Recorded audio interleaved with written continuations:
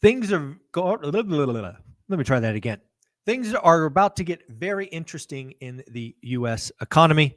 We now have at least the early beginnings of a trend that says inflation is up and the job market is weakening. If you understand anything about the quote unquote dual mandate, this is a problem because what you do to fight inflation is the exact opposite of what you do to address a weak job market, aka full employment. Well, folks, we'll go to inflation first because it's PPI day, but we will definitely hit the job market in a minute. PPI came in, frankly, hotter than expected. This cannot be seen as good news by the Fed. Now, the Fed will undoubtedly talk this number away. They will make excuses. They will talk about time of year. They will do all kinds of stuff to make this number that they are not happy with seem inconsequential. But folks, this is potentially the beginning of a trend and the beginning of a problem. So let's go over the numbers. Remember, all inflation reports come out with headline, core being X energy, X food, and they come out year on year, month on month. So 4 numbers we will go through. So let's start with the ugly, the nasty number. Headline inflation last month was 2.4. The expectation from all the experts was inflation would rise to 2.6. Folks, buckle up. It came in at 3%. 3%. Last month, it was 2.4. Now, let's not forget what PPI is. It's not like CPI. CPI, consumer price inflation, is what you and I pay. Man, it is definitely early this morning. I am mumbling my words.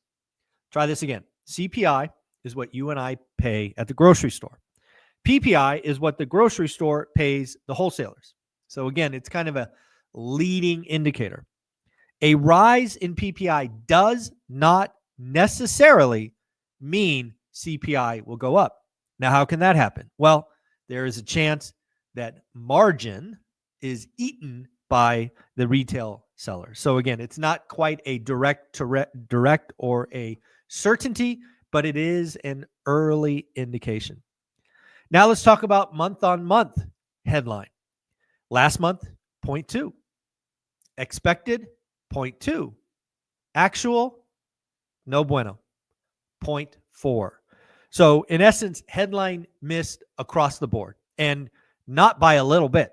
Headline inflation for PPI missed across the board. Now let's go to core. Core last month, 3.1. Was expected to go to 3.2. Came in at, again, no bueno, 3.4. A significant rise in a single month. This is not good. This should be concerning.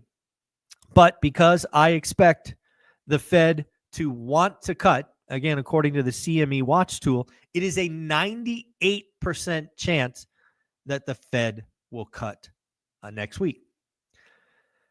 That's crazy. That's crazy. This is all because they've telegraphed it. They don't want to seem like they're, whatever. But come on now. This is what you've been telling us. But we're going to get to the jobs market in a minute because that could be a bigger problem. Now we'll talk about the fourth and final number, core month on month. Last month, core month on month was 0.3. It was expected to come in slightly better at 0.2. Well, of the 4 metrics, this is the one that hit. It did come in at 0.2. A couple of things to note about PPI that I don't think a lot of people will catch. And this is important because this is a leading indicator for CPI. Here we go. 80%, 80. In case you're wondering, that's a lot. 80% of inflation move came from a 3.1% surge in food prices. Food is kind of important. So again, I am not left in a comfortable position thinking about what PPI reported today. Again, I am on record as saying the Fed should pause, also saying they won't because they want to do it. But yes, I don't think there's any question that the Fed should pause. Let's do one more thing. I don't know if you know this, but we've talked about it a couple of times. The third and final inflation reading is called PCE, personal consumption expenditure. And PCE is essentially a mathematical formula collecting inputs from CPI, which was reported yesterday, and PPI, which was reported this morning. The experts at the Atlanta Fed Tracker have taken the data from CPI and PPI and estimated, not good, that PCE will go up 0.3% month on month, and PCE will come in at 2.6%. That is 3.3% higher than last month. So CPI went up, PPI went up, and now PCE is going up. And yet the Fed will cut rates. Now, why might they be cutting rates? Well, we got a weekly unemployment report, again, that I told you was very important. This was one that you and I should be watching because last week was kind of a noticeable jump higher. Well, it went higher again. The unemployment rate was expected to only rise from 217 to 220. It actually came in at 242. 242. Now, this is not quite the spike to over 250 that we saw 2 or 3 months ago, but this is a noticeable jump and a jump that is now a trend. This now warrants weekly monitoring. For the longest time, we were kind of, bumping along 220, 210, 220. We are now 242. Again, this could be a blip, but at 3 weeks, a 3-week trend going, up, we should seriously watch this, and we will be watching it together next Thursday and the following Thursday. You know the drill. I wanted to talk about the unemployment market in a little more detail because, again, I have significant concerns about 2025 that I don't think a lot of people are talking about. So I wanted to get it on record. I want to have receipts. I want to be able to point back at this video as another reminder of what I've called, and we'll see if it happens together. In 2025, I do not expect the unemployment rate to climb to extreme levels or climb with extreme speed. I suspect that the unemployment rate, worst case, again, my opinion, worst case, is going to be 4.8%. So again, higher than today, no doubt, but nothing like 5.5% or 6.5% or 7%, which I've seen some people talk about. However, I do think there is a growing and likely misunderstood problem in the jobs market. I believe what more and more people should be talking about is what's called continuing claims. Continuing claims. As a real estate channel, one of the metrics you and I track undoubtedly in our buy box is days on market.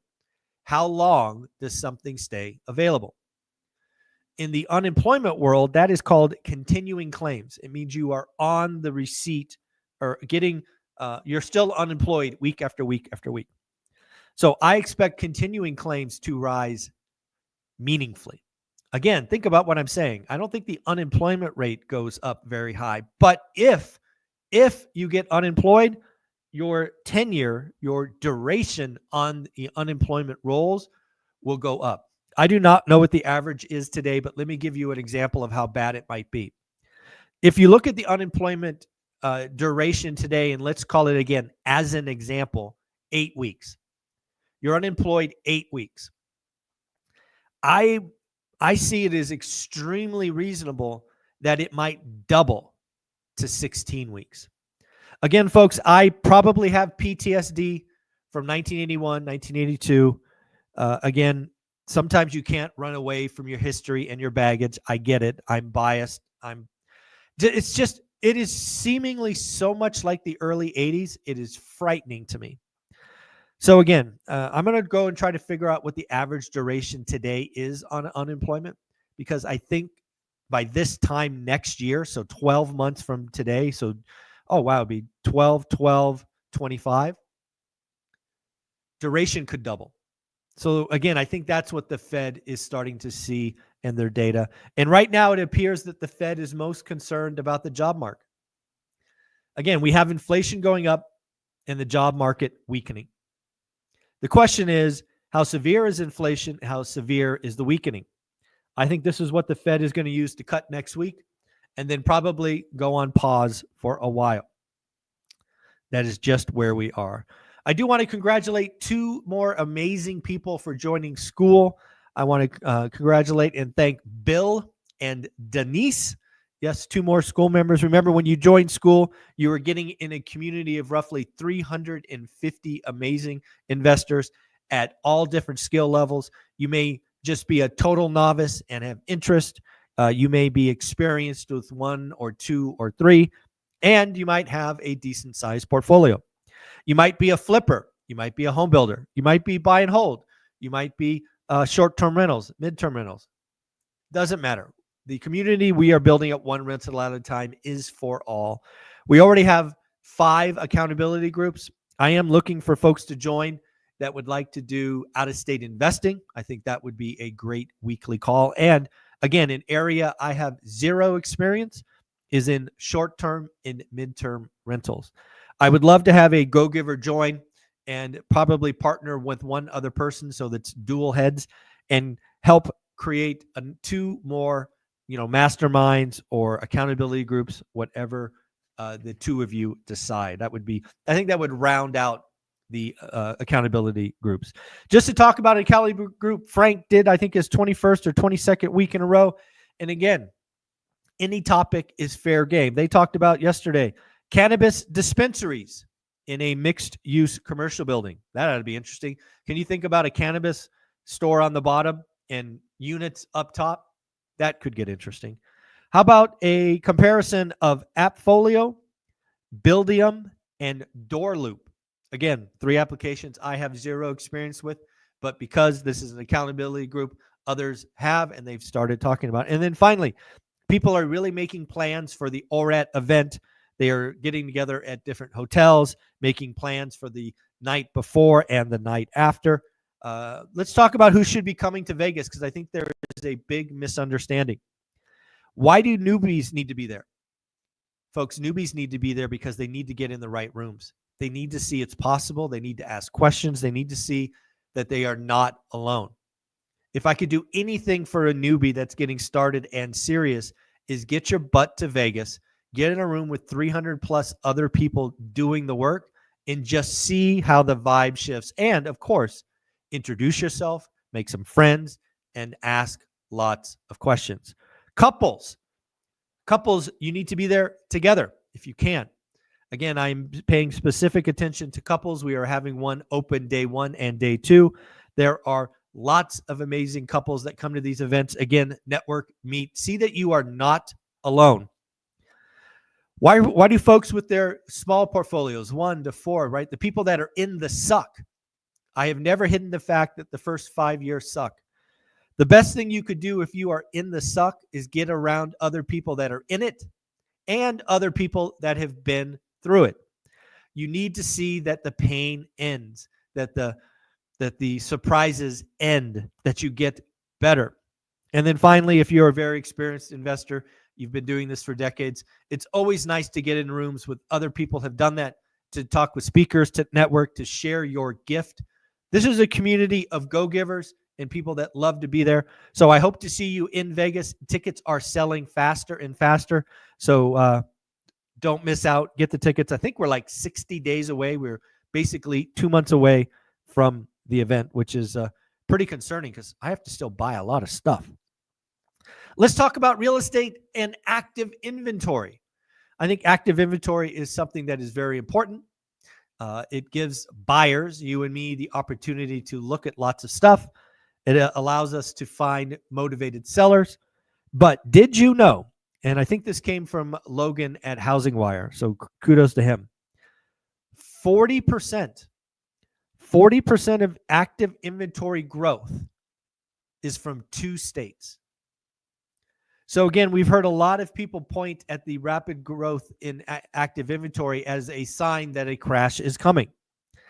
I ask you, if 40% of that active listing growth comes from 2 states, Florida and Texas, is it the earth-shattering warning that some people are making it out to be? Probably not. Read an interesting report from BlackRock. BlackRock is now saying that it is extremely reasonable to allocate a wealthy person's portfolio to have 2% of Bitcoin. This is, if something like this takes off, Michael Saylor's going to be right. That's all I got to say. If you take all the billionaires and 100 millionaires and decamillionaires and you have them allocate 1 or 2% of their portfolios to Bitcoin, it's going to get interesting. Again, this is a decision I personally made in 2018, which I'm extremely happy with. But yes, this is the chasm. And if you don't remember, I had a conversation with a 10-year Wall Street veteran, Taylor from Life Goal Investments, probably a month ago. And I asked him, are his wealthy clients, he works with the 1% of the 1%, are they talking about Bitcoin yet? And the answer is they are starting to talk. They are starting to ask questions. They have yet to make any major moves, but this is just, I think this is just it's like one of those things that's gonna happen. I think there are going to be more folks that are worth a lot more than me that say, you know what, Mr. Money manager, go get me a 1% exposure, a 2% exposure to Bitcoin. And then things get interesting. Folks, we have a Swiss bank just cut interest rates 50 basis points. 85% of their economists thought it would only be a quarter. So the Swiss bank went more aggressive, 50. They are expecting inflation next year to be 0.3%. That's a problem. Let's remember that the Swiss bank, or the Swiss, were the first major bank to cut rates. They cut in March. They were the first mover. They've indicated that more cuts are coming. And most importantly, 0 interest rates are on the table. Said another way, they're going back to 0. And they could be at 0, according to this article, by June. Are we really going to revisit ZERP? I certainly hope not. Don't know if you guys caught this, but the NASDAQ crossed the 20,000 level for the first time. Again, I thought that was interesting. Let's talk about one more thing, and we will close this out. And we'll talk about the CNB survey about holiday shopping. This is a survey they do every year. I'm always interested in seeing what people think. As of right now, 16% of replies thought they would spend more, 1/6. 48 thought they would spend the same. And finally, 36% thought they would spend less. That's what I got for you folks. I hope to see you in Vegas because you've got to be there. Also, join school, be a part of this community, get around people that are really, really doing the work. And of course, have an amazing day. I hope you have a great weekend, and we will talk again Sunday morning for the daily financial news. Take care.